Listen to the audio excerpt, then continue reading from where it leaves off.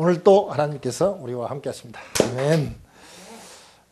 텍사스에 H라는 사람이 살고 있었는데 목장을 하고 있었어요. 그런데 대공황 때이기 때문에 참 먹고 살기가 힘들었어요. 그래서 이 빚이 좀 있었는데 참 국가 보조금에 의지해서 살면서 참 힘들게 목장을 운영하고 있었습니다. 그런데 어느 날 한 석유회사에서 와가지고 이곳에 석유가 있는 것 같다고 유전을 시굴할 수 있도록 계약을 맺자 해가지고 뭐 계약을 했는데 지하 350m에서 이 석유회사에서 큰 유전을 발견했는데 하루에 8만 바렐 석유가 쏟아져 나왔고 또 그 목장의 다른 곳에서도 계속 발견되어 가지고 이 8만 바렐에다가 2배쯤 되는, 그러니까 38은 24만 바렐이 하루에 나오는 그 정도로 엄청난 유전이 거기서 발견이 됐습니다.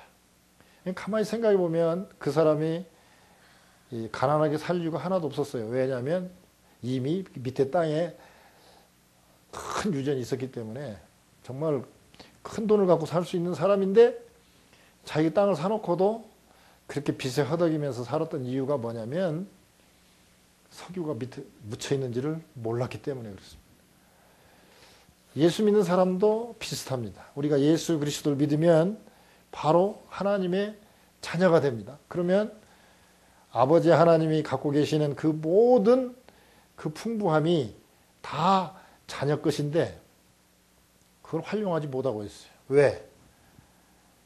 성령 충만하면 되는데 성령 충만한 삶이 되지 못하기 때문에 하나님이 그렇게도 풍부하신데도 불구하고 마치 H가 밑에 석유를 발견하지 못할 때에 그저 빚 때문에 허덕이며 사는 것처럼 그렇게 영적으로 그렇게 부유한데도 부유하게 살지 못하는 분들이 참 많이 있다 이거죠.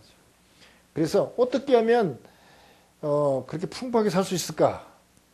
오늘 본문을 중심으로 해서 또 스가랴를 중심으로 해서 또는 이 구약 시대의 그 이스라엘의 그 영적인 그 상태를 보면서 그대로 우리가 신약 시대에 지금 살고 있는 우리에게 적용을 했을 때 어떻게 적용할 수 있는가 하는 것이죠. 유대인들에게는 그 내가 유대인이다 하는 그 자부심을 갖고 있는 그 정체성, 아이덴티티가 있는데 그게 두 가지가 있었어요. 하나는 율법입니다. 모세에게 시내산에서 하나님이 직접 내려주신 율법. 그리고 또 하나는 성전입니다. 하나님께 예배드리는 그 성전. 그래서 이 성전 그 뜻을 이렇게 살펴보면 원래는 이 인체의 배꼽이라는 그런 의미가 있어요. 배꼽이 우리가 중심이라고 그러잖아요. 어떤 여자가 자꾸 배꼽을 내놓고 다니니까 목사님이 도저히 포기가 안 돼가지고 아유 자매님 제발 좀 그 배꼽티 입지 말고 배꼽 그 나오면 쓰겠냐고 그러더니 제가 입고 싶어서 입은 게 아니라 하나님 때문에 입습니다. 그래서, 아니 왜 하나님을 들먹거리십니까? 그러니까 하나님은 중심을 보신다. 그래서 이렇게 중심을 보시도록 이렇게 배꼽을 내놓고 다닌다고 합니다. 이 중심, 즉 우리의 모든 중심이 어디 있냐? 성전에 있어요. 그래서 유대인들은 가장 중요하게 생각하는 게 뭐냐면 하나님의 말씀인 율법과 하나님을 만나는 장소인 이 성전을 아주 귀하게 여깁니다. 그런데 문제는 뭐냐? 하나님께서 다윗 왕에게 축복해 주셔서 다윗 왕이 모든 성전 건축할 재료들을 모아놨어요. 근데 이제 전쟁을 많이 해서 피를 많이 흘렸다고 그래가지고 이제 솔로몬 왕, 그 아들 솔로몬 왕이 성전을 건축을 잘 했어요. 정말 자부심이 있었고 주변의 모든 나라들이 조공을 바칠 정도로 아주 위대한 나라가 됐어요. 그런데 그렇게 위대한 나라가 됐는데 점점 하나님 섬기지 못하고 어려워지자 이제 결국 북이스라엘, 북왕국은 아수르한테 망하고 남유대는 이제 바벨론에 의해서 완전히 파괴됩니다. 그리고 다 성전 기구도 다 바벨론으로 옮겨가게 되고 또 많은 사람들이 포로로 잡혀가게 됐어요. 그러니까 뭐 율법이야 뭐 두루마리 가지고 다니면 되지만 성전은 다 파괴됐잖아요. 그러니까 완전 유대인으로서의 어떤 자긍심이 다 깨졌단 말이죠. 그런데 오늘 그 스가랴서 1장에 보면 다리오 왕 2년 8월에 여호와의 말씀이 이도의 손자 베레가의 아들 선지자 스가랴에게 임하니라. 그러면서 이제 포로에서 돌아와 가지고 이제 그 스가랴가 하나님의 그 말씀을 듣는 그런 내용이 나옵니다. 그러니까 뭔 말이냐면 BC 539년에 고레스가 이제 그 페르시아의 고레스가 성경에는 바사로 나왔죠. 바사. 페르시아를 갖다가 이제 발음을 우리가 바사로 이렇게 썼는데 하여튼 페르시아 왕이 된 고레스가 이제 바벨론을 점령하고 난 다음에 1년쯤 후에 선포를 했어요. 각 나라들은 자기 나라로 돌아가서 자기가 섬기는 신들을 섬겨라. 그러니까 유대인들도 가서 너희들도 너희 섬기는 여호와를 섬겨라. 그래서 이제 538년에 BC 538년에 이제 포로에서 돌아오게 됩니다. 그러니까 포로로 잡혀간 지 딱 70년 만이죠. 전에 설교 기억나세요? 예레미야 선지자가 바벨론에게 항복해라. 너희 때는 못 돌아오지만 70년 후에 너희 자손들은 돌아온다. 그러니까 바벨론을 위해서 기도해주고 그들을 잘되게 하고 집 짓고 결혼하고 애들 낳고 살아라. 그러다가 70년이 돼서 하나님이 돌아오게 할 때 너희 자손들이 와서 여기서 살 수 있도록 그렇게 항복하고 잘 지내라. 그렇게 얘기한 그 기억나죠. 그래서 딱 70년이 된 때에 돌아오게 됩니다. 돌아올 때에 그 페르시아 왕 고레스가 수룹바벨이라는 사람을 갖다가 총독으로 임명을 합니다. 그래서 약 5만 명 정도가 일단 귀국을 했는데요. 귀국하면서 이제 뭐 걸리는 시간이 몇 개월 되고 뭐 좀 정착하면서 먹고 살기도 하고 그러다가 주전 536년 약 온 지 한 2년쯤 돼서 이제 우리가 제일로 중요한 거 아까 뭐라고 그랬습니까? 율법과 성전이라고 그러는데 율법이야 두루마리니까 들고 오면 되는 거니만 성전을 지어야 되겠다. 그래서 이제 성전을 지으려고 하고 있습니다.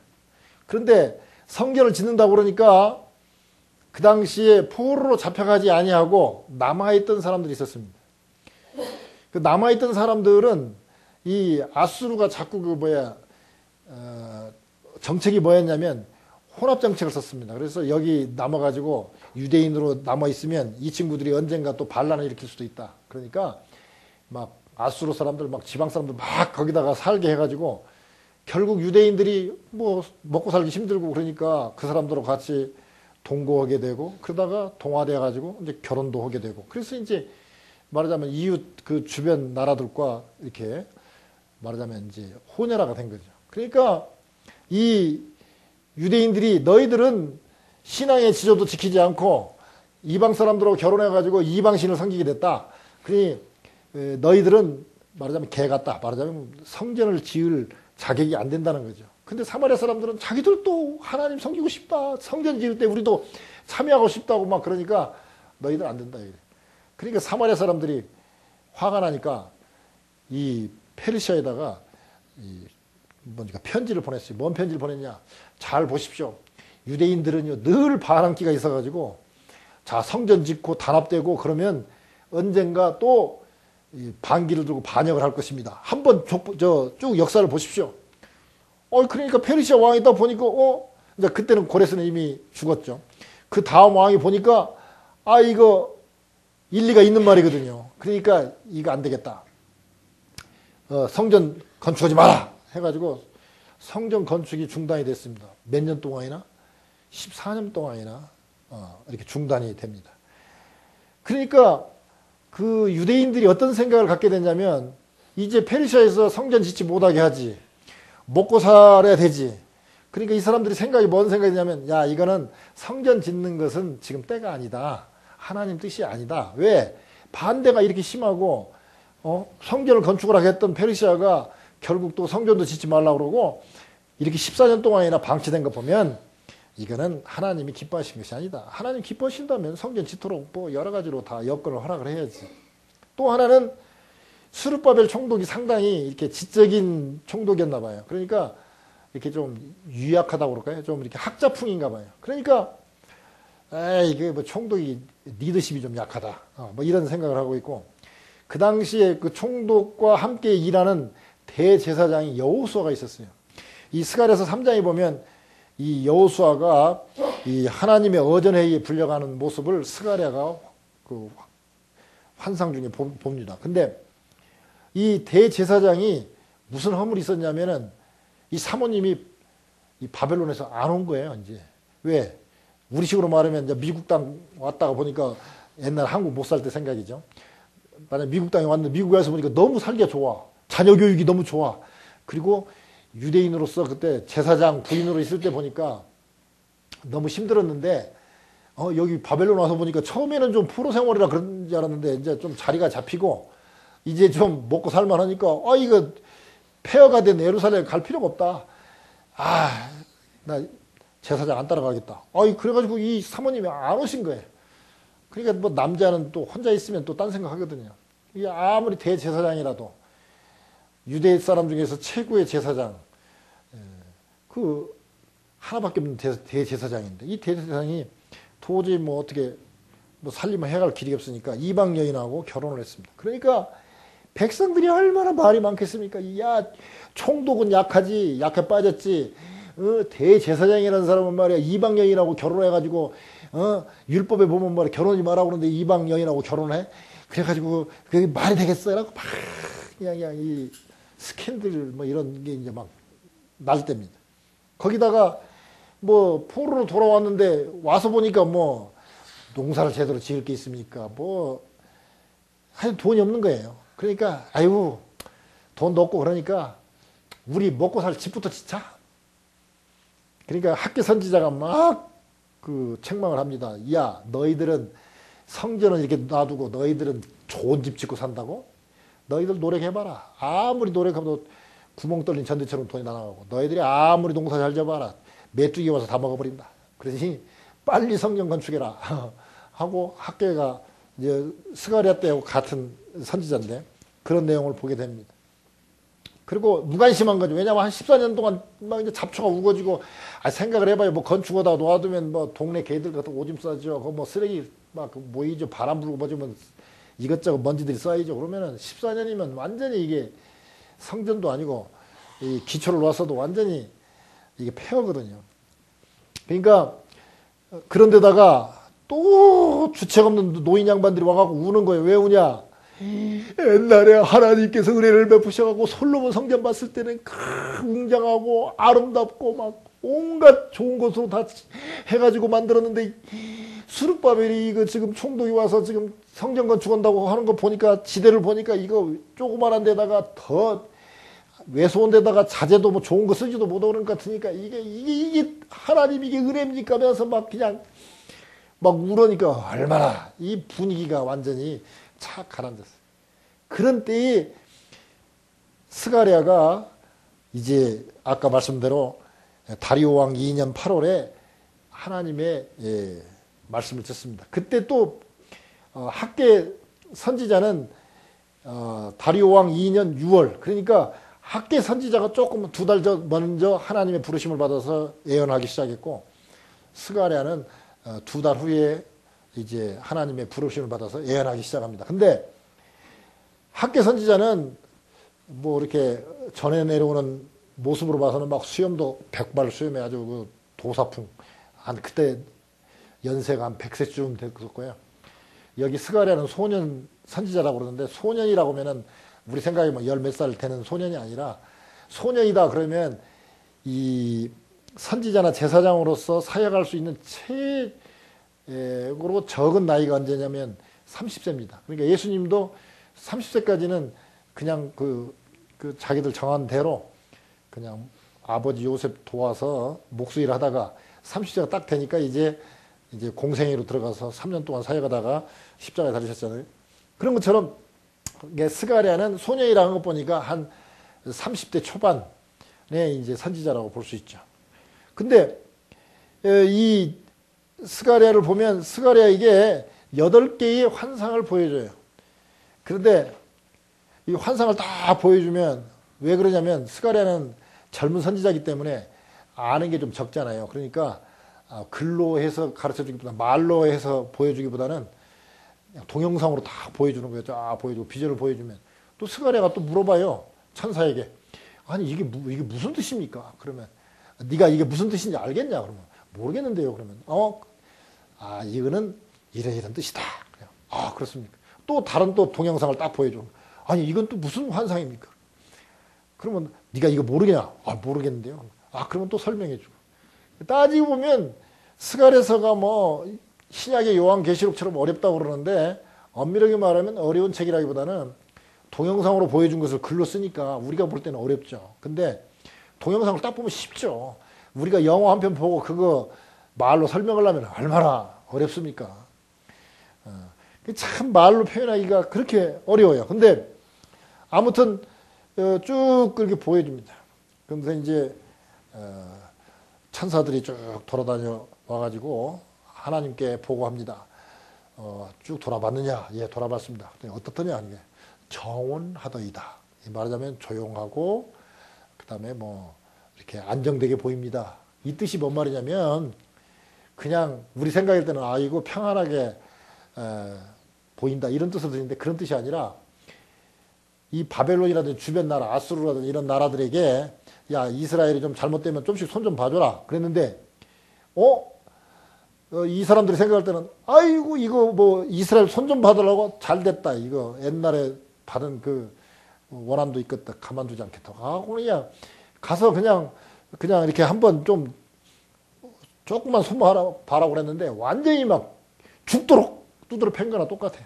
그러니까 하나님이 볼 때는 아 이거 봐라 내가 좀 조금만 손 보라고 그랬는데 너희들이 막 그렇게 다 죽도록 패. 그래서 하나님께서 안 되겠다. 천사들을 보내가지고 이제 예루살렘에 이렇게 이제 천사들을 보내서 막 청량을 하죠. 청량. 우리로 말하면 청량 기사들이 와서 청량을 해요. 그러니까 이 스가랴가 보고 아니 지금 예루살렘에 지금 사람도 살지 않고 지금 폐허인데 지금 뭐 하고 있습니까? 그러니까 야 보면 몰라. 야 이 청량하고 있는 사람들이 있으면 뭐야?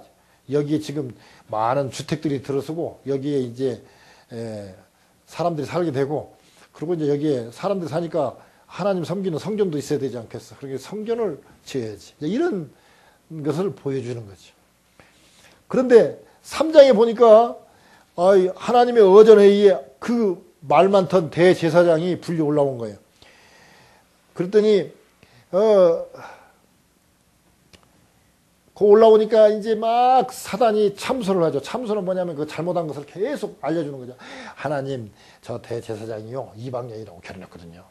그래가지고요, 솔직히 좀 이런 잘못한 거 있고 이런 잘못한 거 있거든요. 막 그러거든요. 그러니까 표현을 뭐라고 그랬냐면 불에서 꺼낸 그슬린 나무가 아니냐. 이렇게 그럴 정도로 말하자면 더러운 옷을 입고 천사 앞에 섰는지라. 그러니까 이제 더러운 옷이라는 것은 이제 말하자면 하나님 앞에 서기에 그렇게 깨끗하지 못한 그런 행동이죠. 그런 행동을 한 사람, 더러운 옷을 입고 천사 앞에 섰는 거예요. 그런데 사단이 계속 참소를 하는데 스가랴가 이제 떨고 보는 거예요. 아이고 이제 저 대제사장 이제 여호수아 혼났다. 이제 하나님한테 불려가고 이제 혼났다. 저건다나 이제 사단이 옆에서 계속 지금 꼬여 받치고 있네. 그러니까 이제 뭐 이제 혼날 거라고 생각했더니 3장 4절에 보니까 여호와께서 자기 앞에 선 자들에게 명하사 그 더러운 옷을 벗기라 하시고 또 여호수아에게 이르시되 내가 내 죄과를 제하여 버렸으니 내게 아름다운 옷을 입히리라 하시기로 그렇습니다. 그러니까 하나님은 이방 여인하고 결혼한 거 뭐 잘한 것은 아니지만 네가 지금 하나님의 성전을 짓고 지금 백성들을 이렇게 잘 가르쳐 가지고 하나님 함께 이끌어오는 대제사장 입장에서 뭐 네가 잘못한 것도 아니고 사모님이 안 온 거니까 뭐 그 정도는 내가 봐주마 그런 거예요. 내 죄과를 제하여 버렸으며 아름다운 옷을 입히리라. 그러니까 스가랴가 이렇게 쳐다보고 있다가 막 떨다가 아이고 이거 대제사장이 혼났네 하고 있다가 보니까 막 옷을 입히니까 하나님 이왕이면 관도 씌워주시죠. 대제사장 관도 씌워주시죠. 그러니까 또 정한 관을 그 머리에다 씌워줍니다. 뭔 말입니까? 이제 대제사장으로서 어전회의에 불려가서 하나님한테 가서 혼나러 올라갔는데 하나님께서 혼내시기보다는 옷도 갈아입히고 관도 다 씌웠다는 게 말하자면 너 대제사장 역할을 하라는 거예요. 왜? 지금 하나님이 기뻐하시지 않는다. 총독은 유약하다. 대제사장은 이방 여인하고 결혼한 아주 좀 형편없는 대제사장이다. 뭐 우리 돈이 뭐가 있나? 거기다가 솔로몬 성전을 지으면 형편없는 이런 성전 지어야 되나? 막 이런 안 좋은 소문들 이런 것들을 그냥 없애기 위해서 하나님이 보여주신 환상입니다. 그리고 4장에 보니까 오늘 읽었던 것처럼 또 하나님께서 말씀하시기를 힘으로도, 인간의 힘으로도 안 되고 능력으로도 안 되고 우리말로 말하면 돈으로도 안 되고 오직 나의 신으로 된다. 성전 건축은 돈이나 힘으로 되는 게 아니라, 돈도 재력이잖아요. 힘으로 되는 게 아니라 하나님의 영, 성령으로 된다는 거죠. 성령으로. 그러면서 큰 산아 내가 무엇이냐? 큰 산이 뭡니까? 페르시아가 지금 반대하고 있고 백성들이 지금 다 무관심하고 자기 집 짓는데 바쁘고, 그리고 막 뭐 대제사장이 어떠니 뭐 총독이 어떠니 하면서 그냥 안 좋은 말을 많이 할지라도, 또 사마리아 사람들이 계속 옆에서 계속 그 가시거리를 만들어도 그런 산들이 무엇이냐? 스룹바벨 앞에서 평지가 될 것이다. 이게 이제 하나님 말씀이에요. 스룹바벨 우습게 보지 마라. 나의 종이다. 그러니 스룹바벨 앞에서 그 모든 장애물들이 다 없어질 것이다. 그렇게 얘기하면서 9절에 보면 스룹바벨이 지금 이 성전 지대를 놓았으므로 이 성전 건축도 스룹바벨 손으로 다 끝낼 것이다. 그리고 이게 성전이 지어지면 내가 너를 스가랴를 백성들에게 보낸, 말하자면 선지자인 것을, 하나님이 너를 보낸 것을 백성들이 다 알 것이다. 이 내용입니다. 그런데 이 스가랴가 이런 많은 것들을 보면서 뭐 나중에는 뭐 몇백 년 후에 나타날, 지금 이때가 지금 주전 500년 때인데 그 후에 이제 예수님 한 500년 후에 예수님이 오실 거, 그거를 다 봅니다. 나귀 타고 입성할 것을 환상으로 다 봐요. 그러니까 성전 재건뿐만 아니라 성전보다 더 중요한, 친히 성전 대신 교회의 머리가 되신다고 그랬으니까 성전 대신 예수님을 오시는 것까지 보는 그런 장면을 얘기하면서 성전보다 더 중요하신 메시아까지 쫙 이 스가랴가 설명을 합니다. 근데 아무튼 자, 오늘 이 본문 내용이 뭐냐면 그런 분위기예요. 자, 지금 저 포로에서 돌아와가지고 이제 2년 지나가지고 성전 지대를 놓았어요.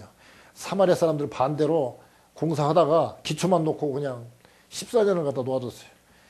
그런데 이제 스룹바벨 총독이 어떻게 하느냐면 다시 이제 편지를 씁니다.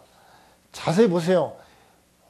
우리가 반역한 게 아니고, 반역을 하는 게 아니라 고레스가 칙령, 당신의 그 선대 왕이 칙령을 내려가지고 성전 건축하고 여기서 살아라고 그렇게 칙령을 내렸으니까 한번 그 명령서를 한번 보십시오. 그러니까 진짜 다리오 왕이 딱 보니까 쭉 보니까 이거 우리 선대 왕이 칙령을 내려가지고 다 돌아가라고 그러고 거기서 또 성전도 지으라고 아예 뭐 재료까지 다 주었네. 그러니까 성전 건축해라. 근데 성전 건축하라고 다시 명령이 떨어졌지만 돈이 없잖아요. 백성도 돈이 없고. 우리식으로 따지면 그렇습니다. 자, 예수 그리스도 믿었어요. 즉 포로에서 돌아왔어요. 그러니까 예수 믿어서 이제 구원 받았잖아요. 구원 받아서 신앙생활을 하고 딱 보니까 폐허가 된 예루살렘에 돌아왔어요. 교회 와봤더니 교회는 썰렁해요. 사람도 없어요.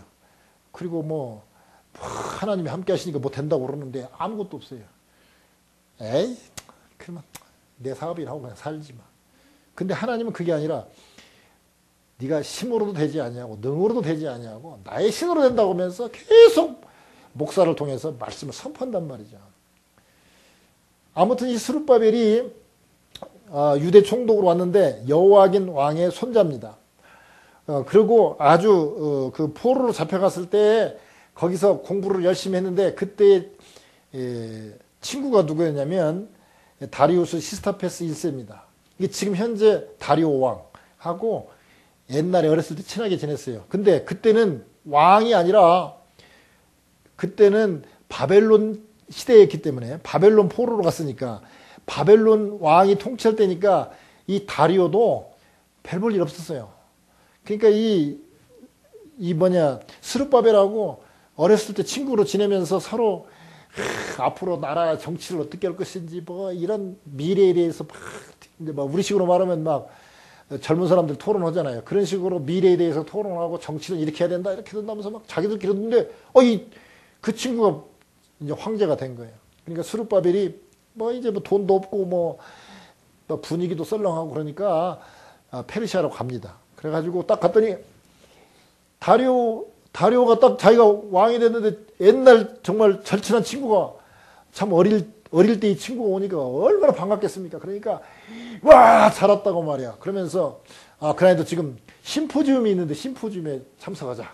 이 심포지움이 뭐냐면 향연이라고 번역하죠. 이제 술 같은 거 마시면서 어떤 주제를 갖고 이제 이렇게 논하는 거죠. 그래가지고 이제 그래가지고 이제 말을 잘한 사람, 이제 가장 멋지게 그 주제에 대해서 가장 말을 잘한 사람에서 이제 왕이 네가 말을 잘했다, 네가 말을 잘했다 해가지고 7명을 이제 아주 머리 좋은 사람 7명을 딱 뽑아가지고 그 7모사로 쓰는 거예요. 이제 말하자면 왕의 자문위원으로 쓰는 건데 왕의 그 7모사가 되면 첫째 자유가 있습니다. 그리고 세금이 면제돼요. 세금이 참 옛날에 많았거든요. 그러니까 세금 내면 먹고 살기 힘들던데 세금이 면제되고 이 7모사는 그 페르시아가 아주 유명한 이게 우리가 파라다이스가 뭐냐면요. 페르시아 궁전의 후원 뜰입니다. 뜰. 그 정원이 얼마나 아름답든지 천국이라면 이렇게 생겼을 것이다. 그게 바로 페르시아의 이 후원 뜰입니다. 그게 파라다이스예요. 그 후원 뜰을 마음대로 들어갈 수 있어요. 말하자면 왕이 딱 가갖고 지금 임동섭 누가 지금 황제를 배하러 왔습니다. 그러면 노 하면은 안 돼요. 근데 딱 호를 내리면 들어오라고 그러는데 근데 7모사는 이거도 상관없어. 그냥 아무 때나 들어가는 거예요. 침실만 빼고 황제 있을 때 아무 때나 가고 황제 그러시면 안 됩니다 하고 이 얘기할 수 있는 사람이 7모사예요. 그러니까 얼마나 큰 특권입니까? 완전히 믿는다는 거죠.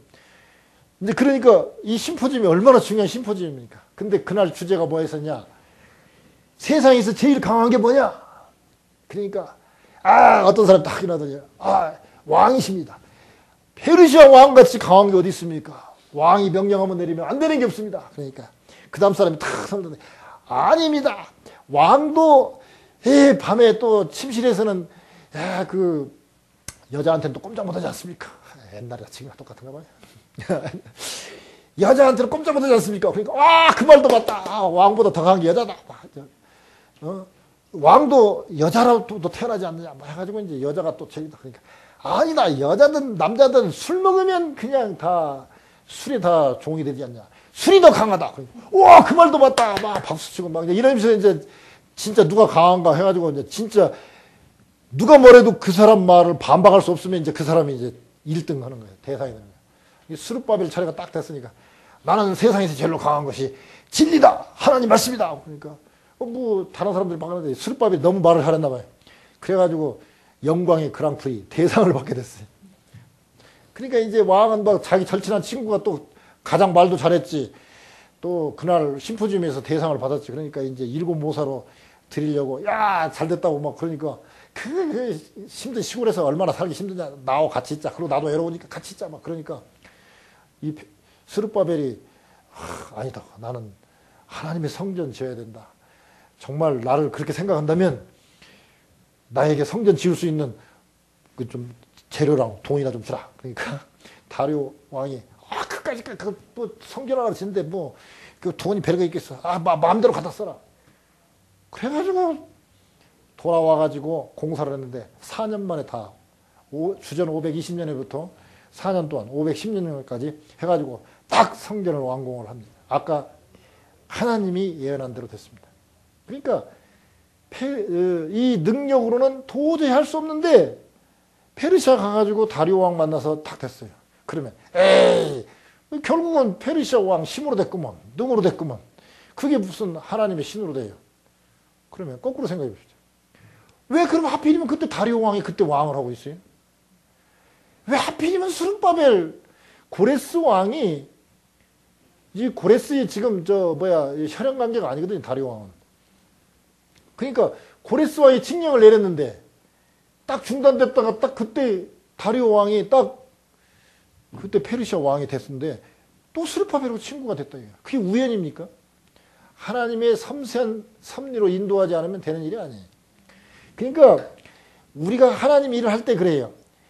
만약에 스룹바벨이 야 우리 있는 돈 하나씩 모아갖고 성전 짓자. 아마 100년 지나도 그 성전 건축하기 어려웠을 거예요. 우리는 때때로 그래. 교회 와가지고 에이 목사님 말은 쉽게 해줘. 눈에 배어야 뭐죠. 그러니까 믿음이죠. 그러니까 믿음이죠. 저도 얼마 전에 몇 년 전에 한 2년 됐나요? 성도도 없고 아이고 이거 뭐 이렇게 해가지고 이거 교회 문 닫아야 되겠다 할 생각이 들 정도로 됐는데 하나님께서 야 1200만 명을 전도해라. 에이 하나님 지금 1200만 원 고사하고 지금 100명도 지금 감지덕절판인데 지금 무슨 1200만 명입니까? 계속 그런 마음을 주시는 거예요. 저는 가능하다고 생각해요. 왜? 믿음 때문에. 하나님께서는 기회를 주시려고 생각을 해요. 그러면서 방송에 대한 비전을 주시고 그랬어요. 아직도 지금 잘 모르겠어요. 하나님 어떻게 인도하실지. 그러나 하나님께서 하시면 한다는 거죠. 많은 분들이 그러면 자 힘으로 안 되고 능으로 안 되는데 스룹바벨이 이 스가랴 딱 그 예언 듣고 하나님께서는 당신이 전 놓았으니까 총독께서 전을 놓았으니까 완성한답니다. 근데 진짜 그냥 하나님 역사하시니까 그렇게 안 되던 그 성전이 그냥 14년 동안 방치됐던 성전이 4년 만에 탁 완공되는데 아름답게 잘 완공됐잖아요. 그러니까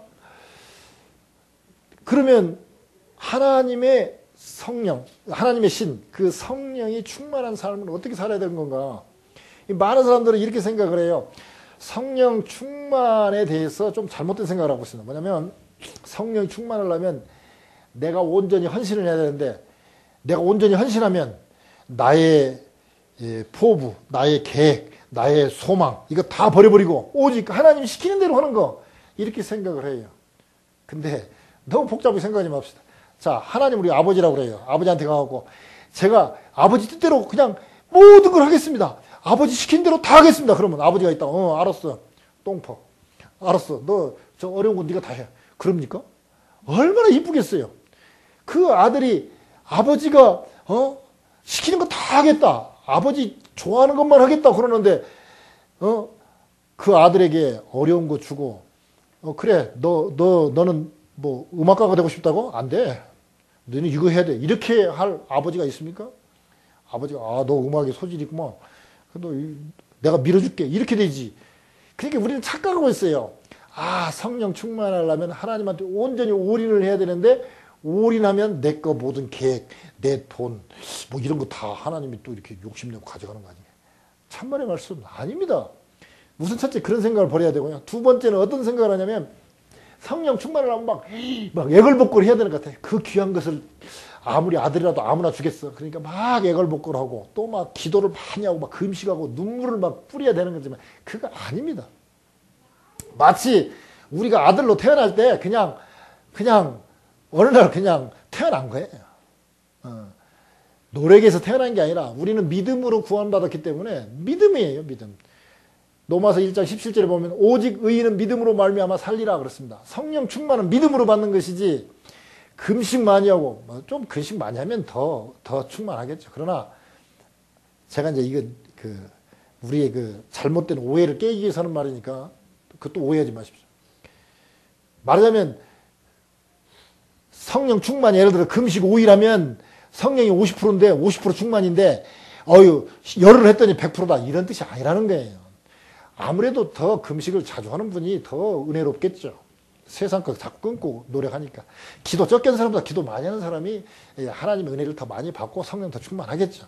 그러나 그 기도 시간에 비례하는 것은 아니라는 거라는 것을 우리가 생각을 해야 돼요. 왜? 그래야 우리가 성령 충만에 대해서 제대로 생각할 수 있습니다. 히브리서 11장 6절에 보면 믿음이 없이는 기쁘시게 못하나니 그렇습니다. 성령 충만하려면 믿음이 있어야 제3위인 성령 하나님과 가까이 지낼 수 있겠습니까? 성령 하나님 기뻐하시는 일을 해야 될 거 아닙니까? 그게 뭐냐면 믿음이거든요. 이 많은 사람들이 이 믿음을 빼놓고 다른 걸로 성령 충만을 하려다 보니까 잘 안 되는 거예요. 하나님께서 에베소 5장 18절에 보면 술 취하지 말라 이는 방탕한 것이니 오직 성령 충만함을 받으라. 이건 명령이거든요. 명령은 받아도 되고 안 받아도 되는 게 아니라 받아야 돼요. 성령 충만 받아야 돼. 그러면 명령권자가 명령할 때 할 수 있으니까 명령하는 거지. 하지도 못할 걸 갖다 명령하는 것은 그건 죽으라는 것밖에 더 됩니까? 성령 충만해야 되니까 명령을 한 거예요. 그러니까 우리는 성령 충만해야 돼요. 근데 성령 충만을 어떻게 받는가? 우선 성령 침례하고 성령 충만을 구분해야 돼요. 성령 침례는 우리가 예수 그리스도 믿고 침례 받았을 때 그거는 성령 침례예요. 일생에 한 번만 받으면 돼요. 우리식으로 말하면 결혼식 한 번만 하면 되는 거예요. 결혼식 한 번 하면 딱 부부 되는 거예요. 이제 간혹 결혼식 두 번 할 때도 있죠. 왜냐하면 워낙 살기 어려워갖고 그냥 면사포도 못 쓰고 물만 떠다 놓고 결혼하다가 아유 이제 먹고 살만 하니까 이제 면사포 쓰고 한번 해봐야 되겠다 해가지고 결혼 25주년에 다시 결혼식 할 수도 있어요. 또 한식으로 결혼하다가 아이고 미국 왔으니까 또 양식으로 한번 하자 하고 또 양식으로 할 수도 있어요. 그러나 결혼 자체는 한 번이거든요. 우리가 태어나는 것은 순간적으로 태어나는 건 한 번이에요. 그러나 충만한 것은 뭐냐면 마침 우리가 애기로 태어났다가 계속 자라는 거와 똑같아요. 태어나는 것은 한 번이에요. 이건 성령 침례예요. 성령 충만은 성령 침례로 태어난 사람, 예수님의 자녀가 된 사람이 이제 점점 충만해 가는 거예요. 근데 많은 사람들이 성령 충만을 오해하는 것 중에 하나가 뭐냐면 성령 충만을 물그릇을 비워가지고 이 컵에 반절 차 있으면 성령이 50%, 딱 차고 막 넘치면 성령 충만이다 이렇게 생각을 해요. 어떻게 성령님은 하나님이신데 인격체 우리 인격과 똑같은 인격을 갖고 계신 분인데 물의 양처럼 비교하면 안 돼요. 우리는 성령 충만 이렇게 비교하면 좋아요. 사랑이 막 충만하다. 예인과 지금 데이트한다고 생각을 해보세요. 그냥 막 보고 싶어갖고 막 전화하고 찾아가고 막 그럴 때 그 심정, 그럴 때는 사랑이 충만한 거잖아요. 근데 전화 와도 받기도 싫고 막 자꾸 이렇게 일보다도 여자가 더 싫고 그러면은 이건 사랑이 충만한 게 아니잖아요. 마찬가지입니다. 하나님과 관계를 이렇게 연인과의 관계로 생각을 하면 쉬워요. 부부와의 관계라든지 애인과의 관계로 생각하면 쉬워요. 그래서 성령 충만한 것을 계속 보고 싶고 만나고 싶고 생각만 해도 막 가슴이 부풀고 그러면 이건 성령 충만한 거예요. 이렇게 해야지 이 성령 충만을 물처럼 해가지고 이 물질처럼 생각하면 잘못하면 성령 충만에 대해서 오해할 경우가 참 많아요. 그리고 성령 충만하면 이런 걸로 생각을 해요. 나서 예수님이 이것도 성령 충만이죠. 그러나 그게 아니에요. 성령 충만을 보면 성령께서 하시는 일을 잘 생각해 보면 알아요. 첫째, 죄를 깨닫게 하고 회개하게 합니다. 마음을 거룩하게 하고 새롭게 변화시킵니다. 구원의 진리를 깨닫게 합니다. 기쁨과 평안과 소망을 줍니다. 또 불의의 세력과 싸워서 나는 예수 믿는 사람이다. 나는 예수 믿으니까 술 안 먹겠다. 이런 거 그렇게 승리할 수 있는 지혜와 힘을 주는, 일할 수 있는 열심과 능력을 줍니다. 또 성령께서는 우리 안에 계셔가지고 영원토록 우리와 함께 하십니다. 그러면 성령 충만 받는 길이 뭔가? 통로는 여러 가지가 있습니다만은 기도와 말씀과 우리가 회개하면서 침례 받는 거죠. 그러니까 성령께서 하시는 일을 딱 보면 막 우리가 생각할 때처럼 무슨 기적을 베푸는 그런 거, 그것도 하나님의 능력이지만 성령의 능력이지만 그런 것보다는 본질적인 것은 죄를 깨닫고 하나님 말씀이 좋아지고 사랑하게 하고 그런 게 그게 지금 가장 성령님이 하시는 핵심적인 일이에요. 그러면 내가 그러면 성령 충만한가 아닌가 알아볼 수 있는 길이 뭐냐 이거죠. 어느 때 아이고 이게 좀 내가 좀 죄를 지는 것 같다. 하나님 기뻐하지 않는 것 같다. 평상시에는 그렇게 생각을 안 했는데 예를 들면 리커스토어를 하는데 옛날에는 이거 내가 병뚜껑 열어서 파는 것도 아니고 자기들이 돈 갖고 와서 주는 거고 여자 놓고 장사하는 것도 아니고 이 정도면 됐지 내가 크게 잘못한 거 없지 이렇게 생각하던 사람이 성령 충만해질 때는 아이고 내 술 먹고 죽는 거구나. 내가 살인하는 것밖에 안 되네 하고 리커스토어를 빨리 정해야 되겠다고 생각하면 그거는 성령님이 충만한 거예요. 성령 충만한 거 아닌가가 막 거창한 게 아니라 이런 거예요. 이런 거 따지면 이런 것이 거창한 거죠. 그 다음에 좀 쉽게 구별할 수 있는 것 중에 하나가 뭐냐면 하나님 아버지 할 때 아버지가 쉽게 나오면 그거는 하나님의 자녀가 아버지를 아버지라고 부르는 건 당연한 거거든요. 근데 남의 아들이 저한테 예를 들어 와가지고 아이고 저기 목사님이라고 하면 아버지 하고 부르면 이게 쉬운 일 아니거든요. 돈 주면서 하라고도 잘 안 합니다. 이거 애들도 잘 안 해요. 그거 아저씨가 어떻게 제 아버지예요 하면서 대들고 안 해. 근데 마찬가지로 영적으로도 똑같습니다. 체면상 아버지라고 한번 하려고 하면 몰라도 그냥 언제나 딱 아이고 하나님 아버지 아이고 아버지 돈 좀 주셔야죠. 뭐 이렇게 기도가 수월하게 나오면 그거는 내가 하나님 자녀고 내가 충만하구나 이렇게 생각하면 됩니다. 그리고 옛날에는 성경을 읽었는데 잘 이해가 안 되던데 어느 날 막 성경이 잘 이해가 된다. 그러면 내가 충만하구나. 내가 마음에 기쁨이 넘치면 감사와 기쁨이 넘치면 이건 성령 충만한 것입니다. 성령 충만의 가장 핵심은 기쁨입니다. 최고의 단계가 기쁨입니다. 인상 쓰고 비평하고 이건 성경에 보니까 이건 아닙니다. 이건 중급이에요. 중급. 고수는 기쁘게 웃는 거예요. 웃을 수 있어야 이게 최고의 단계입니다. 처음에는 구원받고 그 다음에 거룩하게 깨끗하게 사는 거고 세 번째가 거룩하게 살면서 웃을 수 있는 사람, 기뻐할 수 있는 사람이 최고의 신앙의 단계입니다. 기뻐할 수 있어야 돼요. 그리고 진짜 능력이 있으면 예를 들어서 성령의 은사 중에 방언 은사라든지 신의 은사든지 이런 은사를 받으면 성령이 충만하구나 알 수도 있어요. 근데 은사보다 더 중요한 게 뭐냐면 은사를 왜 줍니까? 능력을 해줍니까? 열매를 맺어야죠. 나무를 왜 키웁니까? 꽃이 아무리 아름다워도 이게 능력은 은사는 어떻게 보면 꽃이거든요. 꽃보다 더 중요한 건 뭐냐면 열매를 맺어야 되거든요. 성령의 열매가 뭡니까? 성령 충만하면 열매를 맺게 되죠. 남녀가 사랑하게 되면 결혼하게 되고 결혼하면 아기가 생기는 것처럼 성령 충만하면 충만의 열매가 있어야 돼요. 뭐가 있냐? 사랑과 희락과 화평과 인내와 자비와 양성과 충성과 온유 절제. 저는 앞과 뒤가 제일 중요하다고 생각해요. 사랑과 절제. 사랑이 넘쳐야 되고 그 다음에 절제할 수 있는 사람. 그러면 성령의 열매를 맺는 것이죠. 그러면 성령 충만하다 보면 되게 보면 막 예수님에 대해서 막 증거하고 싶고 또 어려운 일이 있어도 견딜 수 있고 아까 말하는 사랑과 절제 이런 모든 9가지 열매가 다 이렇게 나타나는 것이죠. 그래서 우리가 알 수가 있습니다.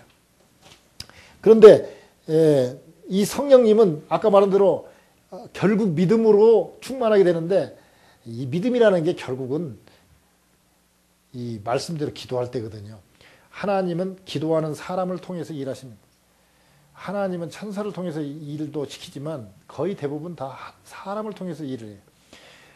성령님은 어떤 기구나 조직이나 어떤 단체에 임하는 게 아니라 사람에게 임하십니다.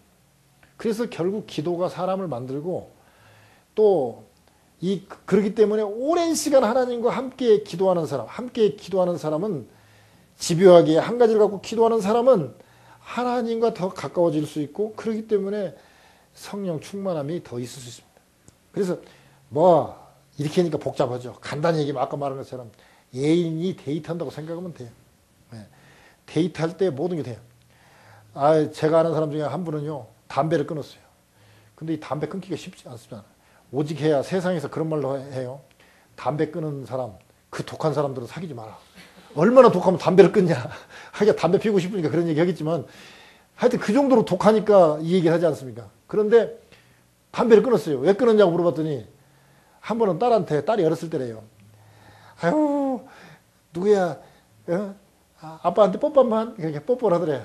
그게 이제 또 이 아빠가 뽀뽀를 딱 했더니 아빠 담배 냄새 난다 싫다 하면서 가더래. 그러니까 사랑하는 딸하고 뽀뽀하기 위해서 담배를 끊은 거예요. 그러니까 자 이런 거예요. 성령 충만이 뭐냐? 자 사랑하니까 담배를 끊듯이 하나님 사랑하니까 그냥 끊어지는 거예요. 힘으로도 안 되고 능으로도 안 되고 내가 참고 애쓰고 막 껌을 씹고 막 담배 끊는 약을 먹어도 안 끊어지는데 딸하고 뽀뽀하고 싶으니까 딱 끊는 거예요. 그게 뭐냐면 그게 바로 성령의 힘으로 되는 거예요. 사랑하니까 되잖아요. 마찬가지로 하나님 사랑하면 그냥 저절로 돼요. 그거를 체험해야 이 기쁨이 넘치는 거죠. 그렇지 않으면 억지로 노력하는 것이죠. 그래서 저는 이렇게 비유를 해요. 그냥 노력하는 것은 저수지와 같아요. 근데 비가 막 내리는 것은 하나님의 은혜요, 성령이라고 볼 수 있어요. 그러면 뭐 비가 내릴 때까지 무조건 기다리고 있어야 되나? 비는 언제나 내리게 돼 있어요. 그러니까 뚝 맞고 노력을 해놓고 기다리고 있으면 비가 내려요. 그러나 비가 내릴 걸 알고 뚝을 막는 사람하고 그냥 노력하는 사람하고는 차이가 있어요. 마찬가지입니다. 우리가 언젠가는 하나님께서 자녀에게 필요한 때 비를 내려주실 것이다. 성령 충만케 해줄 것이라고 믿고 노력을 해야죠. 기도하고 믿고 나아가야죠. 또 저는 그런 비유 많이 했잖아요. 맨날 제가 명함 보여주면서 얘기했죠. 노를 만드는 사람이나 돛을 만드는 사람이나 노력은 똑같이 하지만 노력이 들어가지만 노는 내 힘으로 가기 때문에 태평양 못 건너갑니다. 인생의 그 긴 바다 천국까지 가는 길이 너무 멀어요. 노져서는 못 가요. 근데 돛을 만든 사람은 성령의 바람을 받고 가기 때문에 좀 더딘 것 같지만 나중에 태평양 갔을 때 바람이 싹 불면 그냥 그 먼 길을 다 갈 수 있습니다. 그러니까 우리 인생이 그래요. 어떤 사람은 노젓듯이 막 졌는데 돈은 안 보이고 열심히 노력하는데 고생은 칠나게 하는데 뭐가 발전이 없어요. 근데 돛을 만든 사람은 뭐 그냥 저 사람은 맨날 놀고 먹는 것 같은데 그냥 계속 돈이 모여. 그냥 뭐 별로 하는 것 같지도 않고 교회 와가고 기도도 별로 안 하는 것 같고 뭐 봉사도 별로 안 하는 것 같은데 하나님 막 복을 막 밀어주셔. 왜? 차이가 뭐냐면요. 내 노력으로 하는 사람 그것과 하나님 기뻐하시는 믿음으로 돛을 만드는 사람하고는 차이가 있어요.